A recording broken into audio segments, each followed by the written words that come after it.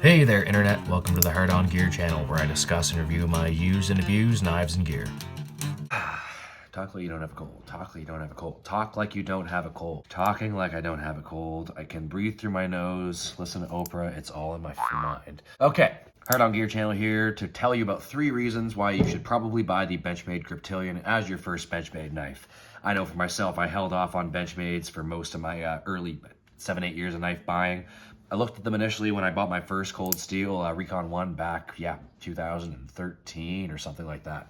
And the Benchmades are obviously one of the first knives you're going to come up with when you're searching like most popular hard-use EDC or hard-use folding knives, or even just like most popular folding knives.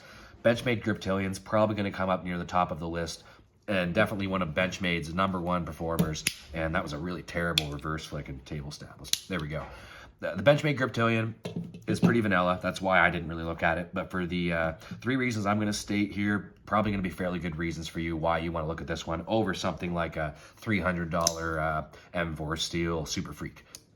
And there's pretty much a lot of other Benchmades which will have the $250, $300 price point. Although I'm kind of talking in Canadian dollars there. For most of this video, I'll be discussing American dollars only, and you can just do the rough conversion for whatever country you're in. I know for Canada, the exchange rate's something like $1.20 to the dollar, something like that. So if I say $100 knife in US, it's probably $120, $130 in Canadian dollars. I'm gonna jump right into it. First, I'll just say I do have a bit of a cold. Sorry for a little late upload on this one. I'm trying my best to talk without like falling apart here, so bear with me. Oh, and I'm probably going to be trading this knife, funny enough, which is why you'll see a few videos of this coming up in the next month or two.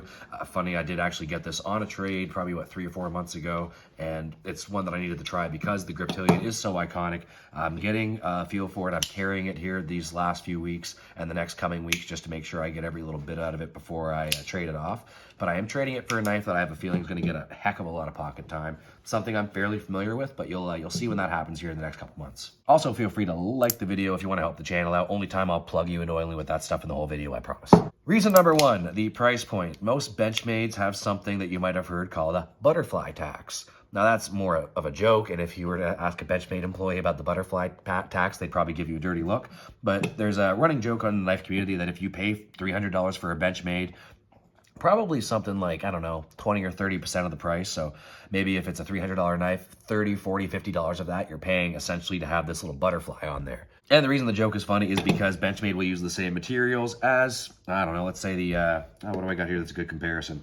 Here's a Cold Steel Code 4. In Canadian dollars, about $140, $50, about $100 American. It's about the same price point as your Griptilian, which comes in at about $100. Compared to a lot of the different Benchmade models out there with the same materials, the S30V or even some of the old 154CM like this guy here, you're still gonna end up paying $200, maybe $300 for it. But what you have here is like essentially, I can't remember the name of what the when I do the full review on the Griptilian, I'll give you the full specs and all the proper names for stuff, but it's essentially a Zytel-like material. It's just a type of polymer for the handle scales, a little bit cheaper, not quite as sturdy as like the G10 and FRN and stuff, but I'd say it's probably closer to the realm of GRN, FRM, like you'll find on a lot of the lighter Spyderco models and a lot of the kind of budget or light versions of most Benchmade Spyderco Cold Steel knives. The price point for what you're paying for most Benchmades for the same materials doesn't make a lot of sense to most people, myself included. However, the axis lock is pretty sweet, and they've got, I know that patented. When you patent things like that, I'm sure it's not cheap, but they've been around for a while. They're pretty solidified as a knife company. You'd think they'd be able to find a way to take the price down a little bit to make it a little bit more competitive, because I mean, there's better warranties out there, there's better knives out there, there's better materials for the price out there. For the most part, you can get an M4, I think, Kershaw BLUR for I think around maybe $200, not even that, maybe $150 American. So you can get these products for cheaper elsewhere. Benchmade always seems to cost a little bit more, but I will say it's a quality knife. The way the pivot works and the smoothness and the precision of deploying it compared to, I'll even use something pretty slick like here's the Manix 2. Similar in a lot of ways, axis lock versus ball bearing lock. I'll be doing a comparison video between these two before I trade this one off because they are so similar in so many ways, especially this grip, which has the, like, we'll call it a hole, which is also round, not a round hole. Spyderco, don't sue me. Good comparison for these two, and when I go to deploy with the ball bearing, it's nice. It's definitely a smooth lock, it works well, feels sturdy and all that, but it's not quite as, I don't know, as positive and direct as the Griptilian. 154 cm for this old model, plenty good. But on the newer Griptilians, you're getting S30V and the modern steels that most of the companies are using now for $100 knife with, even though it's not a G10 scale, you can get quite a few different options, which we'll talk about for point number 2. But again, price, materials, function, quality of build, warranty. $100 for the Griptilian is a pretty fair price. And compared to the other Benchmades out there, it's really one of the only ones you can say that about. So point number 2 being the options, which I kind of alluded to with that. We've got some different available options for things like the deployment hole, which a lot of Benchmades are going to come with, the thumb stud like the Super Freak here. But aside from the thumb stud and hole opening that you've got on a couple models, you've also got the blade option for what this is the sheep's foot version. There's, I think, Tantos. I don't know about clip point, but definitely like a spear point or a drop point, whatever they're calling. I know sometimes they can get pretty close to each other. But there's options out there for the Benchmade Griptilian. There's a few of their base models that you can do a lot of customization with if you order right from Benchmade. So you've got more options with the Griptilian than you've got for almost any knife. Between the color combinations for the handle scales, the different steel types, coated blade versus uncoated, high saber grind sheep's foot on this one looks totally different from some of the other models. You've got almost endless options with the Griptilian, so feel free to go check out that Benchmade site. I won't run you through every single option because we'll be here all day. But aside from that, if you're just looking through most knife stores, they're going to have a selection of Griptilians that's almost as large as some of the rest of the brands. Like they might have more Griptilians in their store than they might have entire Spyderco selection, just because of the vast amount of variety there is in this knife alone. So check it out on the Benchmade site if you want to see every available option and customize and kind of, you know, pay a little bit more to get that totally custom knife. Pay a little more, you can get some engraving on it and all kinds of stuff.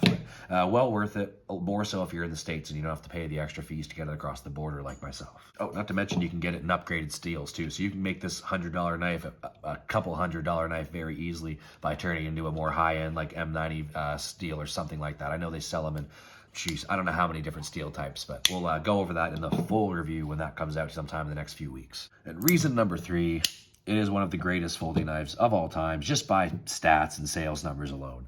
It's not something I ever gravitated towards. I've talked about in multiple videos how when I initially went and bought the Cold Steel Recon 1, that was, you know, kind of a easy win for me compared to a lot of the Spydercos and different things that I've seen, which obviously they're popular and they've got a lot of good reviews and all that. I didn't like the looks. I didn't like what I thought the ergonomics would feel like, and I was wrong pretty big with the Spydercos. But overall, no interest in the grip, really, or in Benchmades at all. But now after handling like however many pocket knives in the last couple of years of doing this channel, getting this in my hand, I will say at first I was a little underwhelmed because the Benchmade I've been carrying when I got that for weeks at that point in time was the Super Freak. Cost twice as much, and it, to be honest, you can feel the difference in the quality. It deploys smooth as butter. It sit there and free flows pretty much all day without any lubrication or extra cleaning work. Like, I don't really take that good care of this thing. The handle scale works awesome. The artwork's nice on it. I don't like flashy knives, but that to me is about as well-designed aesthetically of a knife as I could ever ask for. And no offense to East Coast Kid Tack when I say that, like, this was a very kind of vanilla knife in comparison when I got it, and it's definitely one that I need to try just because it got the reputation it has for a reason, and it really did live up to it. But this was underwhelming in comparison to something like this, so I really had to give it a few weeks. And now that it's been, I think, 3 or 4 months, and I've probably carried this in total 7 or 8 weeks at pocket time, it's bang for your buck, $100. There's going to be tough competition to get something. Like Cold Steel's got a lot of really good knives, but there's definitely drawbacks as far as like if you do enjoy fidget factor in a knife, sit there and fidget with the Benchmade Axis lock for a while, and then do the same with a triad lock, and you're gonna even fidget factor is not that big of a deal for me, but there's no doubt not as fun. You're gonna stop doing that 2 or 3 times into it, especially if you're not used to the triad lock, because it just kind of beats your thumb right to crap. Whew, voice is falling apart again. Let's get this over with. So, one of the greatest folding knives of all times. If you were to Google best folding knives ever or whatever, and start looking down like top 10 folding knives you need to own, or any of those videos done by almost anybody, you're gonna find the Griptilian on at least, I'd say, half of those lists as far as in the last 20 years, best folding knives you can get.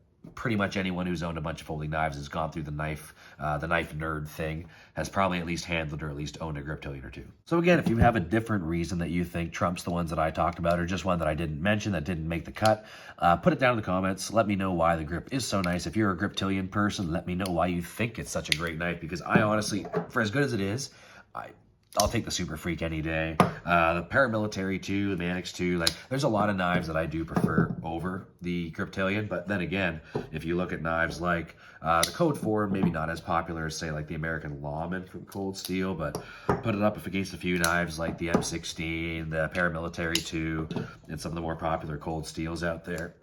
Mannix 2, yeah.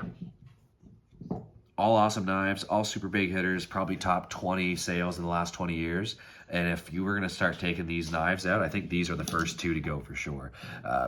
So awesome knife. Not going to make my top 5 list. If you want to check that video out, I do have a top 5, my top 5 folding knives of 2021, I do believe.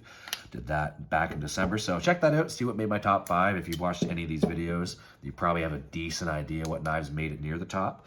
But yeah, I guess that's about it for this one. Apologize again for the nasally craziness and the delay on the video, because I know there is a loyal couple dozen of you guys who do kind of look for that morning upload. So my apologies for not being as prepared. I do have a couple weeks off coming up soon. I'll get ahead on the content, catch up on a couple hundred comments that I have not got to because it's overwhelming and I really need to sit down and take 3 or 4 hours to do that. Anyways, see you on the next one. Hard on Gear Channel signing off.